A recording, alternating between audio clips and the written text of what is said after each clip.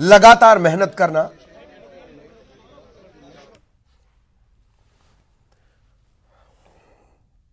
और अनुसुईया उइके राज्यपाल इस वक्त हमारे साथ जुड़ी हुई हैं। अनुसुईया जी, हीराबा अब हमारे बीच नहीं, पर प्रधानमंत्री जी के विराट व्यक्तित्व को देखकर, सोचकर, महसूस करके यह अंदाजा होता है कि मां ने कैसे गढ़ा होगा उन्हें। जी, आज हम सबके लिए बहुत दुखद का दिन है और उनका ही जो एक संस्कार है, उनकी शिक्षा है और उनका आशीर्वाद है कि आज उन्होंने ऐसे बेटे को जन्म दिया जो आज प्रधानमंत्री तक के वहां पहुंचे हैं। और किस तरह से एक माँ का प्रेम, इतने बड़े पद पर पहुंचे हुए भी, होते हुए भी वो हर समय अपनी माँ से मिलते थे और माँ से ऐसे मिलते थे और माँ भी उनको ऐसा आशीर्वाद दे, मतलब मिलती थी, इतना स्नेह करती थी जैसे कि आज भी उनका बच्चा जो होता है छोटा, उसी तरह का प्यार और दुलार उनको दिया है उन्होंने। और हमेशा आज भी आप देखते हैं कि उनको अपने हाथों से खाना खिलाती, उनके सिर पर हाथ फेरती, ऐसी माँ जो आज बहुत ही एक सादगी जीवन उन्होंने जिया और 100 तक जीना और इतनी स्वस्थ होकर भी हमेशा। अभी पिछले ही 2 महीने पहले भी प्रधानमंत्री जी उनसे मिलने गए थे, स्वस्थ थी, अचानक बीमार हुए तो भी उन्होंने सब कुछ छोड़कर तत्काल वो उनसे मिलने आ गए अस्पताल में।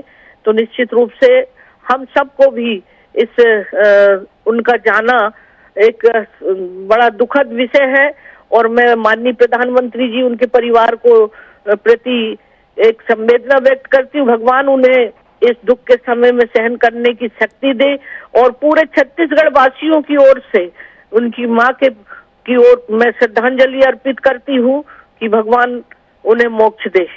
जी, एक और बात अनुसुईया जी की, वो हमेशा कहती थी कि तुम जाओ, तुम्हें अच्छा काम करना है। और प्रधानमंत्री ने कहीं ये लिखा भी कि मेरी माँ बहुत सरल परंतु असाधारण।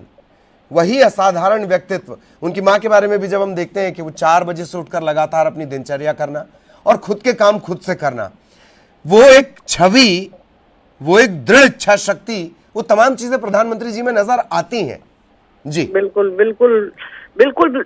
आज इसीलिए तो देखिए ना, आज इस देश के माननीय प्रधानमंत्री आज जिस तरीके से मेहनत करते हैं देश के लिए, और यही वजह है कि आज पूरा देश हमारा दुनिया में मतलब एक ऐतिहासिक उन्होंने एक अपना शानदार विकास को लेकर एक अपना परचम लहराया है और गरीब, किसान, मजदूर सभी वर्गों को ध्यान में रखते हुए युवाओं को कैसे आगे बढ़े, हमारा देश कैसे आगे बढ़े।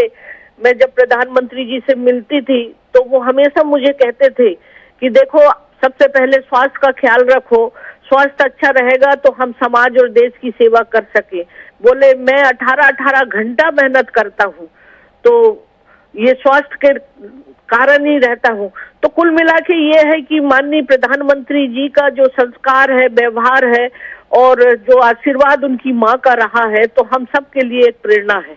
जी, और एक और ख़ास बात है, मैं एक तुलना आपको करना चाहता हूँ। मैंने आपको बहुत करीब से देखा भी है, दमुआ, छिंदवाड़ा से लेकर और अब छत्तीसगढ़ की अभिभावक के तौर पर। तो वहाँ पर आपने वो ज़मीन देखी है, छोटे छोटे घरों की लिपाई, कांच की सजावट, वहाँ से लेकर और प्रधानमंत्री से जब आप मुलाकात करती हैं तो वो व्यक्तित्व, ये एक अद्भुत सफ़र है प्रधानमंत्री की माँ का भी और खुद प्रधानमंत्री का भी। जी बिल्कुल बिल्कुल।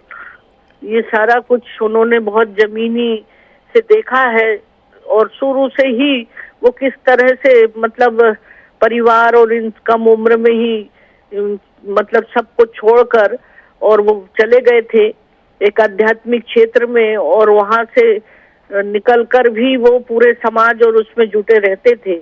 और ये सब माँ का ही आशीर्वाद है उनके साथ कि जो आज इस तरह के पूरे देश और दुनिया में एक भारत के लिए, लोगों के लिए से मतलब कार्य कर रहे हैं। जी जी, और ये भी शायद उनकी माँ ने ही उन्हें सिखाया हमेशा काम करते रहना। 18-18 घंटे काम का तो जिक्र आपने किया ही। एक और बात भी है कि आज भी जो ज़रूरी प्रोजेक्ट रहेंगे नमामि गंगे से जुड़ा हुआ है, या आज भी जो महत्वपूर्ण काम रहेंगे, विदेश से जुड़े जो महत्वपूर्ण काम रहेंगे, वो वीडियो कॉन्फ्रेंसिंग के जरिए प्रधानमंत्री करेंगे, लेकिन वो अपने कर्मपथ पर बढ़ते रहेंगे। जी बिल्कुल बिल्कुल।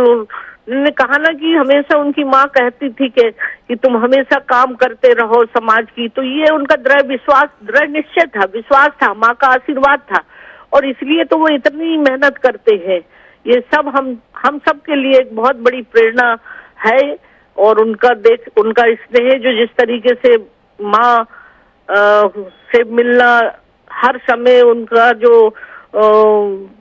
मतलब सब लोग पूरे टीवी में देखते थे कि कैसे माँ उनके अपने हाथों से खाना खिला रही, उनके सिर पे हाथ फेर रही है। ये सारी चीजें अभी तक ये चलता रहा क्रम। और देखिए 100 साल की उम्र में भी इतनी स्वस्थ थी, अपने हाथों से काम करती थी, कहते हैं। मतलब देखिए ये बहुत बड़ी बात है। ये ईश्वर का एक बहुत ऐसा वरदान था कि वो एक माँ मोदी जी के लिए एक भगवान के स्वरूप ही समझो कि उनका आशीर्वाद उनका हमेशा साथ रहा। जाहिर तौर पर इतने सबसे बड़ी जमहूरियत और वैश्विक उम्मीदों वाला एक नेता बनाना, तो उनकी मां का अंदाजा लगाना भी मतलब शब्दों में वर्णन करना मुश्किल हो जाता है। एक बात और भी है कि शतायु वो हुई, पर कभी सहजता और सरलता, ऐसा लगता है कि वो उनके वो उनके किरदार के हिस्से हैं, वो कभी नहीं छूटी उनसे। ज्यादा बात भी नहीं करती थी वो। मेरा ख्याल है कि स्थानीय पत्रकारों से ही उन्होंने 3 या 4 बार गुजराती के जो होंगे उनसे चर्चा की होगी, पर सहजता और सरलता उनसे कभी नहीं छूटी। वो टीवी पर ही अपने बेटे को देखकर खुश रहीं। बिल्कुल बिल्कुल, ये तो हम सब देखते थे। इनका एक सादगी की मूर्ति थी। अब वो सब कुछ मैंने आपसे बयान किया है। अब क्या ऐसे समय में तो मैं प्रदेशवासियों की ओर से जी मैं उनकी माँ को श्रद्धांजलि देती हूँ, आदरणीय प्रधानमंत्री जी को, और के प्रति संवेदना व्यक्त करती हूँ। उनके परिवार को दुख सहन करने की क्षमता दे, और ईश्वर से यही प्रार्थना करती हूँ कि ईश्वर उनकी माँ को मोक्ष प्रदान करे। जी धन्यवाद राज्यपाल महोदया, आपका इस वक्त निकालने के लिए। और राज्यपाल अनुसुईया उइके इस वक्त हमारे साथ जुड़ी हुई थी, महामहिम छत्तीसगढ़ की राज्यपाल, अभिभावक छत्तीसगढ़ की, और छत्तीसगढ़ की तरफ से उन्होंने संवेदनाएं प्रधानमंत्री मोदी और उनके परिवार के प्रति की। और जैसे कि बार बार ये शब्द अपने आप में कितना महत्वपूर्ण